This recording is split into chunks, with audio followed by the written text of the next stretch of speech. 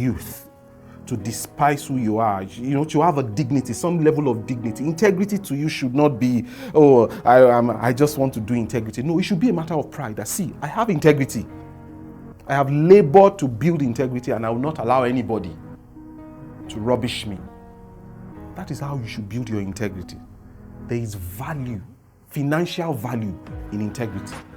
That's one of the things we need to change in Nigeria. When you have integrity, there is financial value that comes with a good name.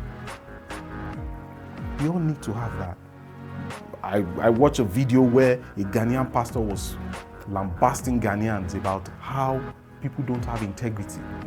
How a businessman was telling him that it is better to have an Indian management than a Ghanaian management. Integrity. You spend money on CCTV just to be monitoring people. You have a house help. Your mind is not at rest because you don't know what the house help is doing with your children. You spend money on internet connectivity with CCTV and everything. We can't trust anybody. You are abroad, in the UK, in Scotland, in America. You can't trust anybody to build a house for you in Nigeria. You keep the money with you, it dies with you. People rather put their money in treasury bills than building businesses because they know that people will be there to ruin that business. You need to change the way you think. See, I have integrity.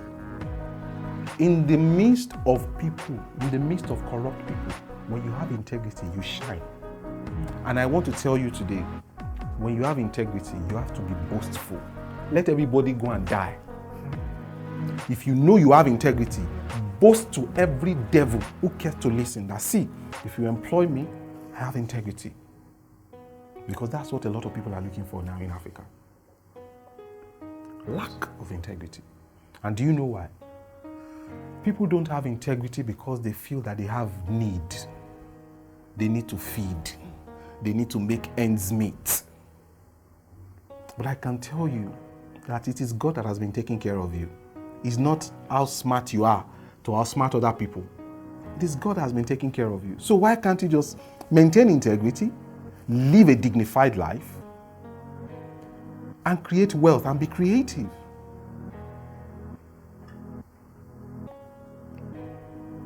Another shift I would like you to have, apart from integrity, in Africa, let me tell you, politicians are not God.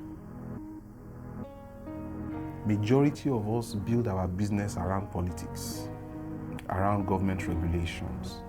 We make them a demigod. So people who are supposed to serve you are now the ones oppressing you. Because in your mind, you have replaced God. You have shifted God to the side and you are now worshiping politicians. But before you knew the politician, the one that gave you breath, the one that gives you the life you live now, you have abandoned him. You are pursuing a fellow man in the name of they are in the political power. We have to respect them. We now go around them. Some of them are idle. They don't have anything they are doing. But you come around them, idolize them. I'll share some very funny stories with you. There are lawmakers in this country. I'll give you an example. There is a lawmaker in this country. He was sitting down in his office. They said members of his constituency would like to see him. When they came, they said, yes, we are the youth of this constituency. We want to ask you some questions about the ongoing project in our constituency and would like you to answer us. So the honorable said, okay, I'm here, I'll answer you. The road that goes to this place, why has it not been constructed? We heard that it was awarded, and the honorable tried to explain himself. Oh, it was awarded, but because there was no payment on time, there were delays and everything. They asked about another primary health center. He answered them in his office. Do you know what happened? After the meeting, the constituency members, honorable, transport fare. Transport fare. You have come to the office of a man to ask him to account for stewardship. then you are asking him for transport fare. The Honorable says, look at these people now. If I don't give them transport fare, they will go back to the constituency and say that I am a bad leader. So I have to cough out money. There is no budget for that money. I'm just a lawmaker. I'm supposed to be debating laws.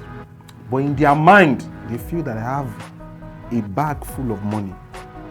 There are constituents that ask their honorable to buy them ram when they want to christen their children. They tell honorable, I want to have a party and I want to buy ram, I want to buy cow. Please help me. He said, I have to bring out money to give to them. Because if I don't, they will tell everybody that they voted for me and I didn't do what I'm supposed to do. So in my mind, as a lawmaker, my function is to buy him ram and cow. And I will abandon lawmaking to satisfy him. There are constituents who ask their honorable for wristwatches. I need a wristwatch. If God gives you a divine eye to see into the world of those politicians on the other side, to see the kind of demand they have on their phones, how people are pestering them for money. He says, I'm a lawmaker. I'm not an executive governor. I do not have monies allocated to me. I'm here to debate laws and make laws, but the demand that people have on them, you'll be shocked. That is why I keep saying to you, God is not a wicked God. He will never give bad leaders to good people. Yes. You put your politicians under pressure, you ask them for things that God can do for you. I asked this very little boy in primary school, what would you like to be in future? Do you know what he told me? Governor. No acquisition of skill, no profession, governor. Politicians are not God. You have exalted them above God and they will deal with you. I had an experience with another lawmaker, a federal lawmaker, that this is the law we would like to pass. These are the things we want to do. He said, oh, my friend, just sit down in his hotel room, serve food, let's eat food. We ate. I said, okay. So, lawmaker, honorable, the thing I came to discuss with you about, can we... He said, no, wait, relax.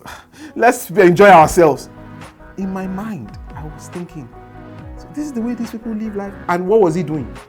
Just answering random calls, not busy doing anything.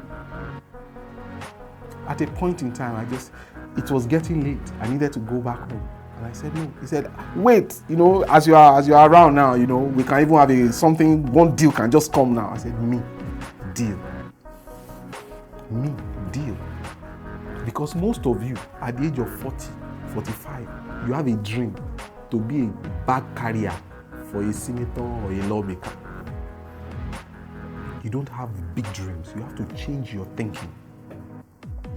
God forbid, I can never be a local government chairman in this country. I am above it. I am 38 years old. Local government chairman should be for 30, 32, 29, 33.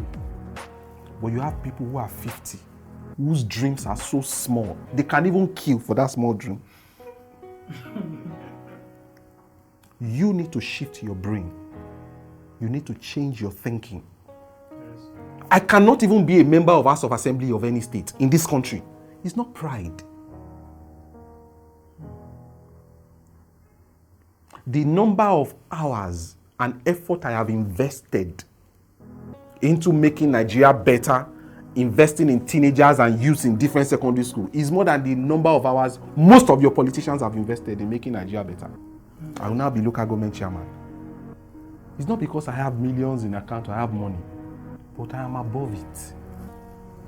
God forbid, I will not be contesting. You now hear me, local government. People will now be ballot boxes. No.